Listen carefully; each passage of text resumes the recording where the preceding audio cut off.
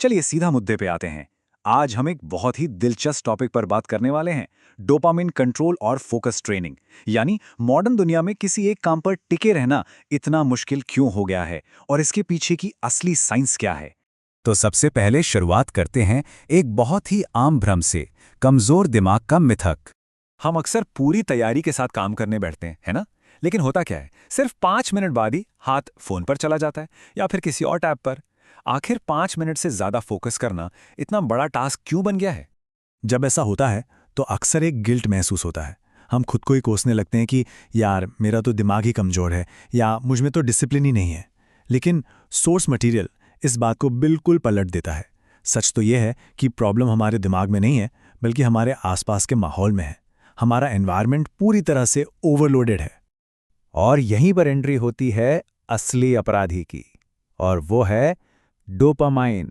देखिए, आज के इस डिजिटल दौर में दिमाग पर लगातार स्टिमुलाई यानी उत्तेजनाओं की बमबारी हो रही है, और वो भी हर एक सेकंड। चाहे वो रील्स हों, हर पल बजने वाले नोटिफिकेशंस हों, या फिर कभी ना खत्म होने वाली वो एंडलेस स्क्रोलिंग। अब इस लगातार होने वाले ओवरलोड का नतीजा क्या निकलता है? दिमाग पूरी तरह से बदल जाता है। उसे एक लत लग चुकी है, लगातार और बहुत ही हाई लेवल के डोपामाइन की। हमारा ब्रेन अब हर पल उस डोपामाइन हिट की डिमांड करता है। तो अब आते हैं सबसे मुश्किल हिस्से पर, लो स्टिम्युलेशन या कम उत्तेजना को बर्दाश्त करना। होता यह है कि जब भी हम पढ़ाई या कोई डीप वर्क करने बैठते हैं, जो कि ज़रूरी तो है लेकिन उतने एक्साइटिंग नहीं होते, तो दिमाग अचानक से बगावत कर देता है। क्यों? क्योंकि वो तो अपने उस हाई डोपामाइन वाले किक का इंतज़ार कर रहा है ना। एक शांत कमरे में किताब पढ़ने में तो कोई नोटिफिकेशन की आवाज़ या चमकती स्क्रीन नहीं होती, इसलिए डोपामाइन लेवल गिर जाता है और दिमाग बेचैन होने लगता है। इस बात को बहुत ही खूबसूरती से समझाता है। असली मुश्किल फोकस करना नहीं है, बल्कि कम स्टिमुलेशन को बर्दाश्त करना है। यानी जब माहौल एकदम शांत हो और कोई तुरंत रिवॉर्ड ना मिल रहा हो, तो दिमाग छटपटाने लगता है। उसे उस शांति की आदत ही नहीं रही। इसीलिए सिर्फ अपनी इच्छा शक्ति या विल पावर के दम पर फोकस करने की कोशिश करना काम नहीं आता। असली चाबी है डोपामाइन कंट्रोल, यानी अपने आसपास के वातावरण और उससे मिलने वाले स्टिमुलेशन को मैनेज करना। जब एनवायरनमेंट से वो डिस्ट्रैक्शन हटेंगे, तभी दिमाग बिना लड़े अपना काम कर पाएगा। तो सवाल ये है कि इस फोकस को वापस कैसे लाया जाए। सोर्स में इसके लिए 3 बहुत ही प्रैक्टिकल कदम बताए गए हैं। ये 3 बेहद असरदार कदम हैं: डिस्ट्रैक्शन हटाना, टाइम ब्लॉक करना और सबसे दिलचस्प, बोरिंग चीज़ों को अपनाना। चलिए इन्हें थोड़ा और डिटेल में डिकोड करते हैं। पहला कदम बहुत ही साफ है। फोन को सिर्फ साइलेंट पर रखना काफी नहीं है, बिल्कुल नहीं। अगर फोन सामने डेस्क पर पड़ा है तो दिमाग का एक हिस्सा लगातार उसी पर अटका रहेगा।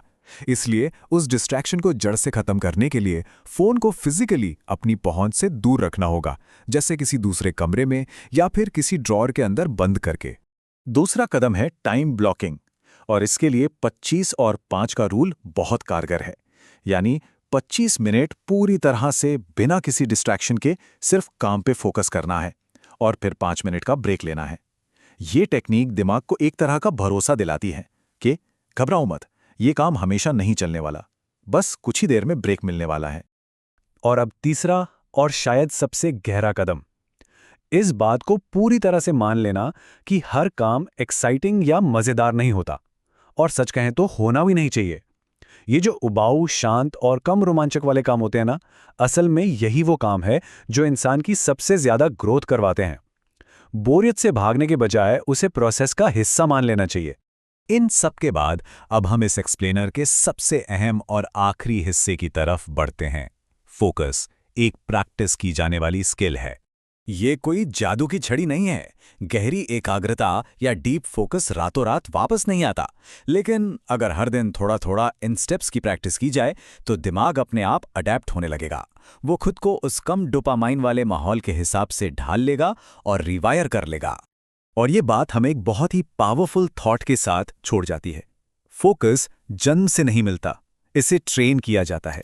अगर फोकस सच में एक स्किल है जिसे हम डेवलप कर सकते हैं, तो सोचिए, आज अपने आसपास के माहौल में ऐसा कौन सा सबसे छोटा बदलाव किया जा सकता है जिससे कंट्रोल वापस अपने हाथ में आ जाए? क्या फोन को उठाकर दूसरे कमरे में रखना वो पहला कदम हो सकता है? इसी सवाल के साथ आज का ये एक्सप्लेनर यहीं खत्म होता है। इस चर्चा में शामिल होने के लिए बहुत बहुत शुक्रिया।